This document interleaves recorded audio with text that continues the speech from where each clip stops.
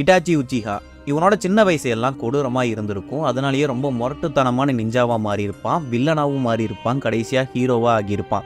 இவனோட ஸ்கில்ஸ் எல்லாம் வேற மாதிரி இருக்கும். இவனால் முடியாதது அப்படிங்கிறது எதுவுமே இருக்காது. இவன் பண்ணாத ரெக்கார்டும் இல்லை. அதே சமயம் இவனோட தம்பி மேலே அவ்வளோ பாசமாகவும் இருந்திருப்பான்.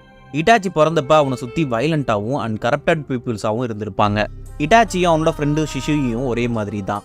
அமைதி விரும்பி சண்டை போட பிடிக்காது, வார அவாய்ட் பண்ண ட்ரை பண்ணுவாங்க.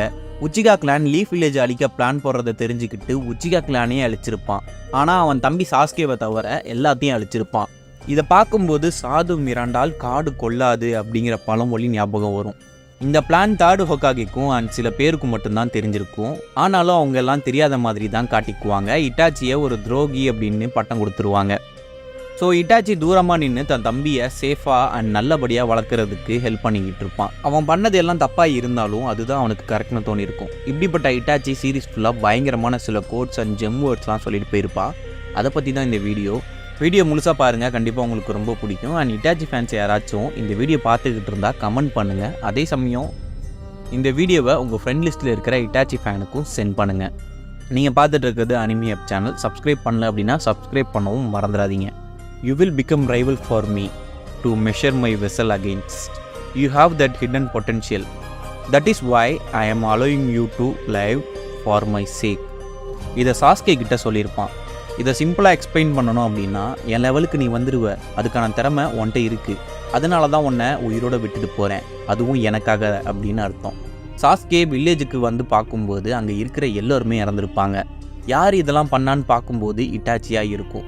ஸோ அவனை தேடி போய் பார்க்கும்போது இந்த வார்த்தைலாம் சொல்லியிருப்பான். தம்பி, உன்னை ஜஸ்ட் ஒரு பஞ்சிங் பேக் மாதிரி தான் நான் நினச்சிக்கிட்டு இருந்தேன்.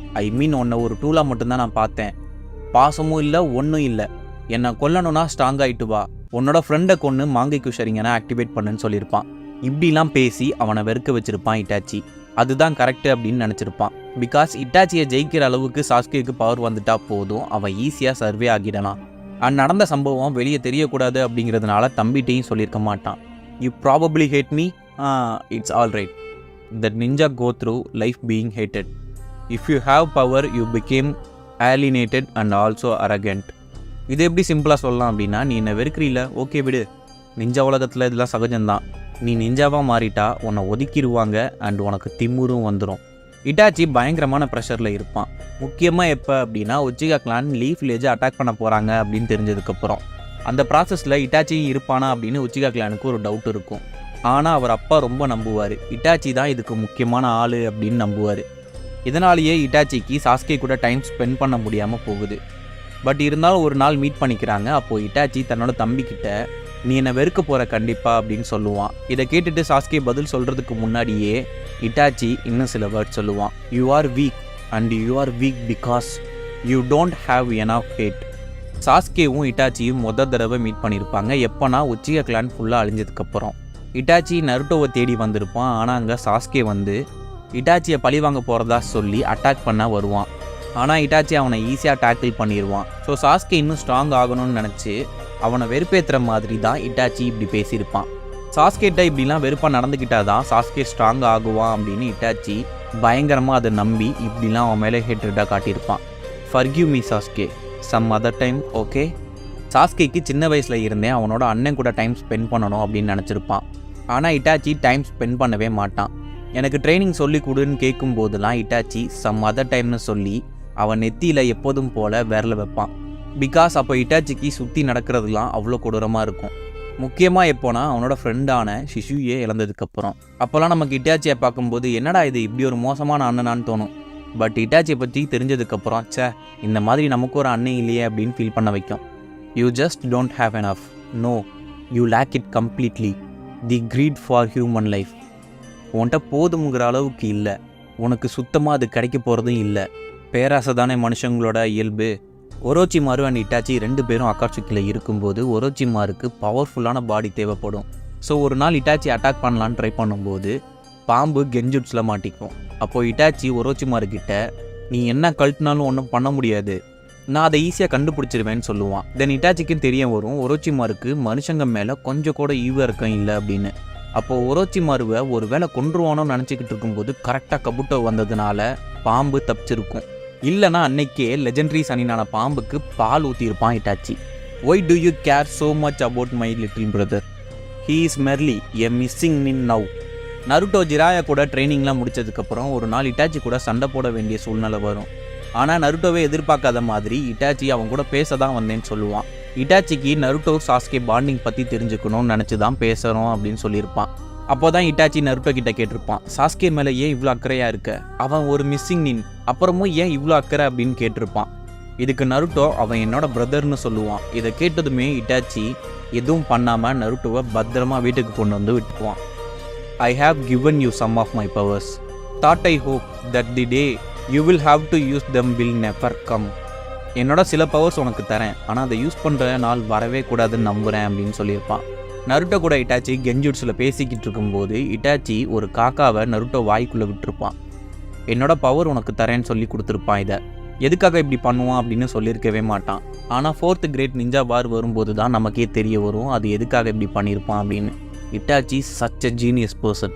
இந்த காக்கா வந்து சிஷுயி ஐஸோடையும் கண்டெயின் ஆகிருக்கும். So you could not kill the friend who is most dear to you and you dare to appear before me with such a weak resolve. உன்னோட ஃப்ரெண்டையே உன்னால் கொல்ல முடியலையே, இவ்வளோ வீக்காக இருந்துட்டு என் முன்னாடி வந்து நிற்கிறியா? சாஸ்கே இட்டாச்சி இருக்கிற இடத்துக்கு வந்ததுமே அவனுக்கு பொறுமையே இருக்காது, கொல்லணும்னு துடிப்பான். ஒரு கட்டத்தில் கொண்டுட்டு நினப்பான், ஆனால் தலைவன் மாஸ் பண்ணியிருப்பான். அப்போ நருட்டோவை கொண்டு மாங்கிக்கு சரிங்க நான் அவைக்கன் பண்ணுன்னு இட்டாச்சி சொல்லியிருப்பான். ஆனால் அதை சாஸ்கே பண்ணியிருக்க மாட்டான். அதுக்கு பதிலாக ஒரோச்சிமாருக்கிட்ட ட்ரைனிங் போயிருப்பான். நருட்டோ இன்னும் உயிரோடு தான் இருக்கான்னு இட்டாச்சிக்கு தெரிய வரும்போது சாஸ்கே இன்னும் மோசமானவனாக மாறல, பரவாயில்ல நம்ம தம்பிக்கு இன்னும் கொஞ்சம் ஈரம் இருக்குது அப்படின்னு தெரிய வரும். ஆனாலும் அவனை டென்ஷன் ஏற்றணும், அப்போ தான் அவன் நம்மளை கொல்லுவான்னு தெரிஞ்சுக்கிட்டு இப்படி பேசியிருப்பான். ஃபஸ்ட் டைம் இட்டாச்சி டெத்தை பார்க்கும்போது சாஸ்கேக்கு ஃபயர் விட்டுட்டு இருந்தேன். பட் அகெயின் இட்டாச்சி பற்றி தெரிஞ்சதுக்கப்புறம் மறுபடியும் இந்த சீன்லாம் பார்க்கும்போது கண்ணு கலங்கிட்டேன். It's a best not too optimistic. It's an illusion. The pain is not an illusion. This pain is absolutely no different from reality. How long will your spirit sustain? இது ஒரு illusion நம்பிக்கிட்டுலாம் இருக்காத. இந்த வலி இன்னும் மாயை இல்லை, நிஜத்தில் இருக்கிற வலியும் இதுவும் வேற வேற இல்லை. எவ்வளோ நேரம் உன்னோட ஆத்மா இதை தாக்கு பிடிக்கும்? நருட்டோ சீரிஸ் பார்த்த ஆரம்பத்தில் இருந்து கக்காஷியை பார்க்கும்போது கூலாக இருக்கும். ஆனால் இட்டாச்சியும் கிசாமேவும் ஊருக்கு வந்ததுக்கப்புறம் கக்காஷியை சிலுவையில் அரைஞ்சிருப்பாங்க. அதுக்கப்புறம் கக்காஷி படுக்கையில் இருப்பார் சில நாள். கென்ஜுட்ஸில் மாட்டின கக்காஷி இதெல்லாம் உண்மை இல்லை அப்படின்னு அவரே சமாதானப்படுத்திக்கிட்டு இருப்பார். அப்போ இட்டாச்சி அவர்கிட்ட ரொம்ப ட்ரை பண்ணாத, ஒன்றுத்துக்கும் யூஸ் இல்லை, நானே விட்டால் தான் போக முடியும்னு சொல்லி மரண பயத்தை காட்டியிருப்பான்.